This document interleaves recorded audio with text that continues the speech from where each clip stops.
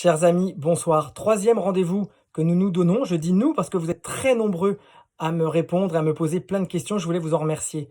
Avant toute chose et avant de commencer, je voudrais que nous ayons tous ensemble, comme chaque soir, une pensée pour le personnel médical, pour ces médecins et ces soignants qui sont atteints du virus. Même certains nous ont déjà quittés. Alors, je voudrais qu'on pense à eux. Je voudrais aussi vous demander de sortir tous les soirs à 20 heures parce que dans ma province profonde où je suis, où je me sens bien habituellement, nous sommes 3 dans la rue à applaudir alors que ça leur fait très chaud au cœur. Je compte sur vous à 20 heures, il ne faut pas les oublier.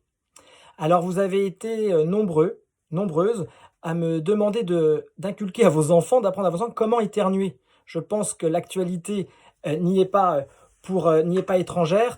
Alors les enfants, écoutez-moi bien. Lorsque vous éternuez, il faut absolument que vous mettiez la main ou les mains devant votre bouche, sans en faire une caisse de résonance. Le but quand on éternue, c'est d'être le plus discret possible. Alors, vous éternuez doucement en mettant les mains devant votre bouche et si vous êtes vraiment très conscient de ce qui se passe, actuellement, il faut éternuer, atchoumer, comme on dit quand on est plus jeune, dans son coude pour éviter que le virus ne se propage. Et aussi un petit code des bonnes manières.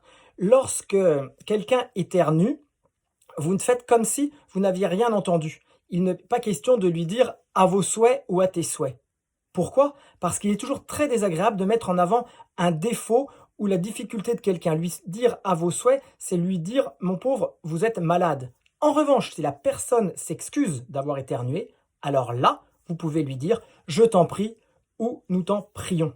Chers amis, je vous souhaite une bonne soirée, soyez prudents, restez chez vous, à demain.